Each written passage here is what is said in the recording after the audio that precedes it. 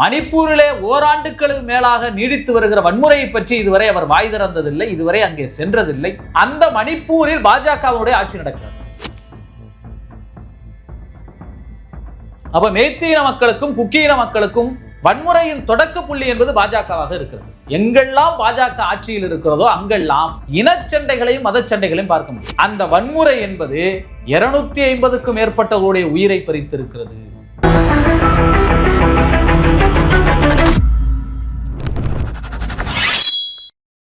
த rooster news நேயர்களுக்கு வணக்கம். அனைவருக்கும் இனிய புத்தாண்டு வாழ்த்துக்கள். 2024 விடை கொடுக்கப்பட்டு 2025ஆம் ஆண்டை புதிதாக தொடங்குகிறோம். இந்த 2025ஆம் ஆண்டு கடந்த காலங்களில் நாம் அதிகமாக கேட்டு வந்த போர் என்கின்ற வார்த்தைகளோ அல்லது உலகம் முழுவதும் இருக்கிற மிக முக்கிய பிரச்சனையான புவி வெப்பமயமாதல் ஏற்படுத்துகிற தாக்கங்களினால் தொடர்ந்து அதிகரித்து வருகிற மனித செயல்பாடுகளினுடைய தாக்கங்களோ வருங்காலங்களில் குறைந்த ஒரு அமைதியான வாழ்வை நாம் வாழ்வோம் என்கின்ற நம்பிக்கையோடு இந்த ஆண்டை நகர்த்தலாம். அந்த நம்பிக்கை தரக்கூடிய 2 செய்திகளை நாம் இப்பொழுது பார்ப்போம். ஒன்று, மணிப்பூர் வன்முறைக்கு காரணமான அந்த மாநிலத்தினுடைய முதலமைச்சர் பைரன் சிங் மன்னிப்பு கேட்டது. மற்றொன்று, இந்தியாவையே தன்னுடைய கட்டுப்பாட்டில் வளைத்து கொண்டு இந்திய மக்களினுடைய பொருளாதாரத்தின் மீது பெரிய அடியாக விழுந்திருக்கிற அதானியினுடைய நிறுவனத்தின் ஒரு ஒப்பந்தத்தை தமிழ்நாடு அரசு ரத்து செய்தது. இந்த 2க்குமே ஒரு முக்கிய தொடக்க புள்ளியாக நாம் பார்க்க வேண்டும். மணிப்பூர் வன்முறை எப்படி உலகத்திலே இஸ்ரேல் பாலஸ்தீன மக்களை அழித்து வருகிற போர் பேசப்பட்டு வருகிறது, ரஷ்யாவுக்கும் உக்ரைனுக்கும் நடக்கிற போர் பேசப்பட்டு வருகிறது, அருகாமையில் இருக்கிற வங்கதேசத்திலே அப்படிப்பட்ட நிலை, இன்னும் பல்வேறு நாடுகளில் மிகப்பெரிய அளவிலே ஆட்சி கவிழ்ப்புகளும் கலவரங்களும் போர்களும் நடைபெற்று வருகிற அந்த நேரத்தில் இந்தியாவிற்கு அப்படி ஒரு கரும்புள்ளி இருக்கிறது என்றால் அது மணிப்பூர் வன்முறை. மணிப்பூர் என்பது ஏதோ இஸ்ரேல் பக்கத்திலோ அல்லது உக்ரைன் பக்கத்திலோ இருக்கிற உலக நாடு போர்களில் தான் அதுவும் இருக்கிறது என்ற நிலை இல்லை.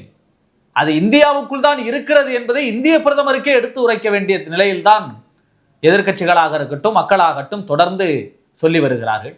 உலகம் முழுவதும் சுற்றுப்பயணங்களை செய்து வருகிற நரேந்திர மோடி அவர்கள் 3வது முறையாக மீண்டும் இந்த நாட்டினுடைய பிரதமராக மாறி இருக்கிறார். 400 இடங்களை வெற்றி பெறுவோம் என்று சொன்னவர் 240 குறைத்து கூட்டணி கட்சிகளின் ஆதரவோடு வெற்றி பெற்றாலும் கூட மணிப்பூரிலே ஓராண்டுகளுக்கு மேலாக நீடித்து வருகிற வன்முறையை பற்றி இதுவரை அவர் வாய் திறந்ததில்லை, இதுவரை அங்கே சென்றதில்லை. அந்த மணிப்பூரில் பாஜகவுடைய ஆட்சி நடக்கிறது. வடகிழக்கு மாநிலங்களில் அங்கே இருக்கிற பழங்குடி மக்களை தீவிரவாதிகளைப் போல சித்தரிப்பது, அந்த பழங்குடி மக்களினுடைய போராட்டங்களை ஒடுக்குவது, அவர்களை ஆயுத குழுக்களாக அடையாளம் காட்டி அடக்குமுறைகளை செய்வது, அங்கே பல்வேறுபட்ட இந்திய இராணுவத்திற்கும் அங்கு உள்ள மக்களுக்கும் பழங்குடியின மக்களுக்கும் பல்வேறுபட்ட போராட்டங்களை நாம் தொடர்ந்து பார்த்து வந்ததுதான் இந்தியாவுடைய வரலாறு. ஆனால் குறிப்பாக அங்கே நாங்கள் அமைதியை கொண்டு வருவோம் என்று சொல்லி ஆட்சிக்கு வந்த பாஜக மணிப்பூரிலே மிகப்பெரிய வன்முறையை திட்டமிட்டு தூண்டியது. அங்கே மேய்த்தி என்கின்ற மக்கள் பெரும்பான்மை மக்களாக இருக்கிறார்கள், குக்கி என்கின்ற மக்கள் பழங்குடியின மக்கள் சிறுபான்மையாக இருக்கிறார்கள். குக்கியின மக்கள் பழங்குடியின மக்கள் காடுகளை சார்ந்து வாழ்கிற பொழுது அந்த காடுகளுக்குள் நகரமயமாதலே அவர்கள் தடுக்கிறார்கள். அந்த காடுகளில் போயிட்டு பழங்குடியின மக்களுக்கு நிகரான இடங்கள்ல போயிட்டு பழங்குடியின மக்கள் தான் அங்கே தங்க முடியும், அங்க நிலம் வாங்க முடியும். எப்படி காஷ்மீர்ல 370 ஆர்டிக்கல் இருந்ததோ அதை போல. ஆனால் மேய்த்தியின மக்கள் பெரும்பான்மையாக உள்ளவர்களும் பழங்குடியின மக்கள் அந்தஸ்தை கொடுத்து அவர்களுக்கும் அங்க போய் நிலம் வாங்கிக்கலாம், அவங்க இடங்களை ஆக்கிரமிச்சுக்கலாம் அப்படின்ன உடனே ஒரு சட்டத்தை அங்கீகரிக்கிறது நீதிமன்றமும் அங்கே இருக்கிற பாஜக அரசும். நீதிமன்றத்தின் தீர்ப்பை எதிர்த்து குக்கியின மக்கள் பழங்குடியின மக்கள் பேரணி நடத்துகிறார்கள். அந்த பேரணி வன்முறையாக மாறுகிறது. அப்ப மேய்த்தியின மக்களுக்கும் குக்கியின மக்களுக்கும் வன்முறையின் தொடக்க புள்ளி என்பது பாஜகவாக இருக்கிறது. எங்கெல்லாம் பாஜக ஆட்சியில் இருக்கிறதோ அங்கெல்லாம் இனச்சண்டைகளையும் மதச்சண்டைகளையும் பார்க்க முடியும், சாதி சண்டைகளையும் பார்க்க முடியும். ஒரே சமூக பின்புலத்தில் இருக்கிற 2 சாதிகளுக்குள் அவர்கள் பிரச்சனைகளை தூண்டுவார்கள், 2 மதங்களுக்குள் பிரச்சனைகளை தூண்டுவார்கள். அந்த வன்முறை என்பது 250க்கும் மேற்பட்டவருடைய உயிரை பறித்திருக்கிறது.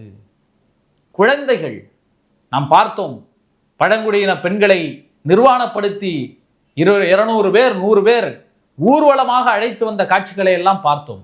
இத்தனைக்கும் இந்த இந்தியாவினுடைய குடியரசுத் தலைவராக திரௌபதி முர்மு என்கிற ஒரு பழங்குடியின சமூகத்தைச் சேர்ந்த பெண்ணை பாஜக நியமித்திருக்கிறது. நரேந்திர மோடி அவர்கள் சொன்னார், திரௌபதி முர்மு அவர்களை குடியரசுத் தலைவராக தேர்ந்தெடுக்கிற பொழுது நான் உள்ளபடியே மகிழ்ச்சியாக இருந்தேன். ஒரு பழங்குடியின பெண் இந்த நாட்டை ஆள வேண்டும், அவர் இந்த நாட்டிற்கு குடியரசுத் தலைவராக வர வேண்டும் என்று நான் எனக்குள்ளேயே பெருமைப்பட்டுக் கொண்டேன் என்று சொன்னார். ஆனால் மணிப்பூரிலே பழங்குடியின பெண்கள் நிர்வாணமாக அழைத்துச் செல்லப்பட்டார்கள். அந்த மாநிலத்தைச் சேர்ந்த மேரி கோம் விளையாட்டு வீராங்கனை அப்பொழுதே எச்சரித்தார், ஓராண்டுக்கு முன்னே, எங்களுடைய மாநிலம் எரிந்து கொண்டிருக்கிறது, யாராவது காப்பாற்றுங்கள் என்று சொன்னார். ஆனால் நரேந்திர மோடியினுடைய பார்வை எங்கே படவில்லை. மெய்த்தீன மக்களை பழங்குடியின பட்டியலிலிருந்து விலக்கிக் கொள்வதாக நீதிமன்றம் அறிவித்தாலும் கூட மீண்டும் வன்முறை அதிகமாகி அந்த முதலமைச்சராக இருக்கிற பைரன் சிங் அந்த வன்முறையை கட்டுப்படுத்த முடியாமல் மத்திய துணை ராணுவ படையினரை அழைத்தார்கள். 20,000 போலீஸுக்கு மேல ராணுவ படையினர் அங்கே போய் வன்முறையை கட்டுப்படுத்துகிறேன் என்கிற பெயரிலே இரண்டு தரப்புக்கும் நடந்த மோதலில் கிட்டத்தட்ட 250க்கும் மேற்பட்டவர்கள் படுகொலை செய்யப்பட்டிருக்கிறார்கள். 60,000க்கும் மேற்பட்ட மக்கள் வேறு இடங்களுக்கு மாற்றப்பட்டார்கள்.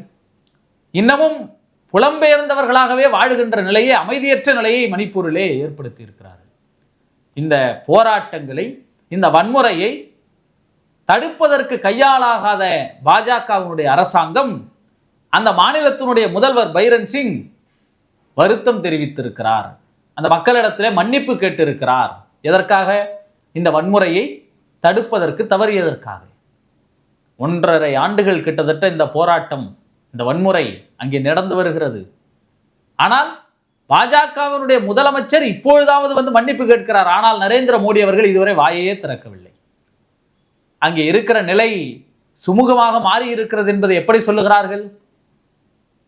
450க்கு மேற்பட்ட துப்பாக்கிச் சூடுகள் நடந்தது கடந்த காலங்களில்.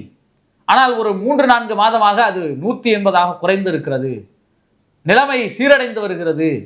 அந்த அளவுக்கு வன்முறைக்களமாக இந்தியாவில் இருக்கிற மணிப்பூரை நரேந்திர மோடி அவர்கள், பிரதமர் அவர்கள், பாஜக இதுவரை போய் பார்க்கவில்லை. ஆனால் பாரதிய ஜனதாவினுடைய முதலமைச்சர் பைரன் சிங் இப்பொழுது மன்னிப்பு கேட்டிருப்பது நாம் குறிப்பிடத்தக்க ஒரு செய்தி. அந்த மன்னிப்பை கேட்டு கையாளாகாத தனத்தை அவர் வெளிப்படுத்தி இருந்தாலும் கூட அடுத்த கேள்வி என்பது பிரதமர் அவர்கள் எப்பொழுது வாய் திறக்கப் போகிறார் என்பதாக இருக்கிறது. இது ஒரு புறம் இருக்க, இந்தியாவை சூழ்ந்திருக்கிற இன்னொரு ஆபத்து என்பது தனியார் மயமாக்கலில் மிக முக்கிய பங்கை வகித்து, அதிலும் குறிப்பாக இன்னும் பல முதலாளிகளை கூட அழித்து நான் தான் இருப்பேன் என்று கோலோச்சுகின்ற நரேந்திர மோடி அவர்களுடைய நண்பரான அதானி நிறுவனம். அதானியினுடைய நிறுவனம் தான் இன்று பாரதிய ஜனதா கட்சியினுடைய அத்தனை தேர்தல் உள்ளிட்ட செலவுகளையும் பார்த்துக் கொள்கிறது. அதுதான் பாரதிய ஜனதாவுக்கு உயிர் கொடுத்து வருகிறது.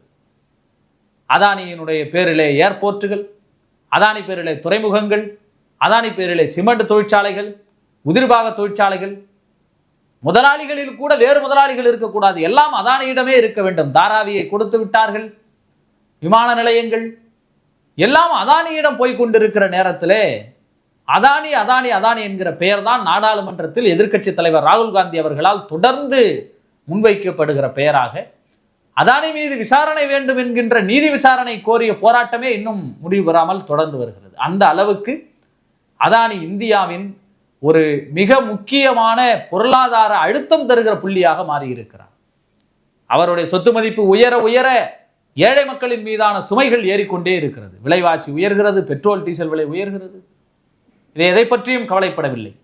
ஆனால் அதானி நிறுவனம் தமிழ்நாடு அரசு மின்வாரியத்துறையோடு ஒரு ஒப்பந்தத்தை போட்டிருந்தது. ஸ்மார்ட் மீட்டர்கள் பொருத்துகிற திட்டம். இதெல்லாம் அந்தந்த வீடுகளுக்கு சென்று, நிறுவனங்களுக்கு சென்று மீட்டர் பாக்ஸில் இருக்கிற மின்சார குறிப்புகளை எவ்வளவு ஆயிருக்கு, எவ்வளவு ஓடி இருக்கு, அதுக்கு எவ்வளவு தொகை வருதுங்கிறதெல்லாம் கணக்கெடுப்பாங்க. 13,000 இடங்கள், அந்த மாதிரி 13,000 பேர் பணியில் இருக்கிறாங்க. ஆனால் அதில் ஒரு 7,000 இடம் காலியாகத்தான் இருக்கு தமிழ்நாடு பணி மின்வாரியத்தில். அதை குறைப்பதற்காக மின் மோட்டாரை பொருத்திட்டோம் அப்படின்னீங்கன்னா அது நேரடியாக இணைப்பு கம்ப்யூட்டரோட ஜாயிண்ட் ஆகிடும். அப்புறம் உங்களுக்கு வீட்டுக்கே வந்து எடுக்கணுங்கிற அவசியம் இல்லை. அது நேராகவே எவ்வளவு கால்குலேஷனுங்கிறத அங்கே அலுவலகத்தில் இருந்த போதே அது காட்டிடும்ங்கிறதுக்காக நவீன மோட்டார்களை அதில் வந்து பொருத்துவது தொடர்பான அந்த டெண்டர், அந்த டெண்டரை தமிழ்நாடு அரசாங்கம் ரத்து செய்திருக்கிறது. அதானி நிறுவனத்துடன் போடப்பட்ட டெண்டரை. அதானி எனர்ஜி சொல்யூஷன்ஸ் லிமிடெட் என்கின்ற அந்த நிறுவனத்தோடு ஒரு பாக்ஸோட விலை கிட்டத்தட்ட 170 ரூபாங்கிறது தான் இந்தியாவில் பல்வேறு மாநிலங்களில் நடைமுறையில் இருக்கு. தமிழ்நாட்டில் 8 மாவட்டங்களில் கிட்டத்தட்ட 82,000 மீட்டர்கள் பொருத்துவதற்கு டெண்டர் கோரப்பட்டது. அதில் ஒரு மீட்டரை 240 ரூபாய்க்கு கொடுப்பாங்க. அதில் ஒரு மீட்டரை 240 ரூபாய்க்கு கொடுப்பாங்க. அதானி நிறுவனம் என்பது அது மொத்தமாக வருவதனால் 190 ரூபாய்க்கு டெண்டர் கோரியது. 190 ரூபாய்க்கு டெண்டர் கோரியது. டெண்டர் கோரப்பட்ட தொகையில் குறைவாக யார் கேட்குறாங்களோ அவங்களுக்கு தான் கொடுப்பாங்க. ஆனாலும் கூட அது 170 ரூபாய் என்கின்ற சராசரி இருக்குல்ல மற்ற மாநிலங்களில், அதை விட இது அதிகமாக இருப்பதனால இந்த டெண்டரை நாங்கள் ரத்து செய்கிறோம் என்று தமிழ்நாடு அரசு அறிவித்திருக்கிறது. அதானியுடன் போடப்பட்ட ஒப்பந்தங்களை உலகின் பல நாடுகள் எங்களுக்கு வேண்டாம்னு திருப்பி கொடுத்துட்டு வராங்க. அமெரிக்காவில் இருக்கிற உயர்நீதிமன்றம் அதானியினுடைய நிறுவனம் ஊழல் பெற்றதாக பிடிவாரண்டை பிறப்பித்தது. மாதவிபுரி பீச்சின் மீதான விசாரணை இன்னும் நடத்தப்படவில்லை. அதானி நிறுவனத்தோடு தொடர்பு ஹிடன்பர்க் அறிக்கை வெளியாகி மிகப்பெரிய அளவில் இந்தியாவில் ஊழல் நடக்கிறது, அதானி நிறுவனம் உலகத்திற்கும் ஊழல் செய்கிறது என்ற பல்வேறு அதிர்ச்சிகரமான தகவல்களை எல்லாம் வெளியிட்டார்கள். இந்த அதானி நிறுவனத்தினுடைய பங்குகள் எல்லாம் மிகப்பெரிய அளவில் சரிவை சந்தித்தாலும் கூட அது குறைந்த ஒரு இடைவெளியிலே அது டாப்புக்கு போயிடும். எப்படி டாப்புக்கு போயிடும்னா, நரேந்திர மோடி அவர்கள் ஆட்சியில் இருக்கிறவரை, பாஜகவினுடைய ஆதரவு இருக்கிறவரை, எவ்வளவுதான் இழப்பை சந்தித்தாலும், எவ்வளவு ஊழல்களை செய்தாலும், எவ்வளவுதான் மக்களுடைய பணத்தை கொள்ளையடித்து தன்னகத்தை வைத்து கொண்டாலும் நாம் மீண்டும் மீண்டும் காப்பாற்றப்படுவோம் என்கிற நம்பிக்கை அதானிக்கு இருக்கிறது. அதனால அதானி நிறுவனத்தை மோடி காப்பாற்றினார். அதானி நிறுவனத்தை மோடி தான் உலகம் முழுவதும் போய் வாங்கி கொடுத்தார், ஒவ்வொரு இடத்திலும் டெண்டரை. இன்னைக்கு உலக நாடுகள் ரத்து செய்து அதே நேரத்தில் அதானி நிறுவனத்தோடு போடப்பட்டிருந்த ஒப்பந்தத்தை தமிழ்நாடு அரசின் மின்வாரியத்துறையும் ரத்து செய்திருப்பது வரவேற்கத்தக்கது. ஆக இப்படிப்பட்ட இந்த முடிவுகள் இந்த ஆண்டினுடைய தொடக்கத்தில் பேசுபொருளாக மாறி இருக்கிறது. இந்தியாவிலே ஜனநாயகம் என்கின்ற குரலும் கான்ஸ்டியூஷன், இந்தியாவுடைய அரசமைப்பு சட்டமும் மிகப்பெரிய ஆபத்தில் இருக்கிறது என்பது அரசியலாக பேசுபொருளாக இருக்கிறது. இந்தியாவில் விவசாயிகள் போராடுகிறார்கள், மாணவர்கள் போராடுகிறார்கள். எல்லா மூலைகளிலும் விலைவாசி ஏற்றத்தால் சிறு குறு நடுத்தர வர்க்க மக்கள் கடுமையாக பாதிக்கப்பட்டிருக்கிறார்கள். பல்வேறு தொழில்கள் அழிந்திருக்கிறது. பாப்கார்ன் உட்பட, பழைய கார் உட்பட எல்லாவற்றிற்கும் ஜிஎஸ்டியை போட்டு மக்களை வாட்டி வருகிறார்கள். இந்த நிலைகள் மாற வேண்டும் 2025. அப்படி எளிய மக்கள், உழைக்கிற மக்கள், மிடில் கிளாஸ் மக்கள், அவர்களுடைய வாழ்க்கைக்கு ஏதாவது மாற்றம் வரும் என்கிற நம்பிக்கையோடு தொடர்வோம். நன்றி.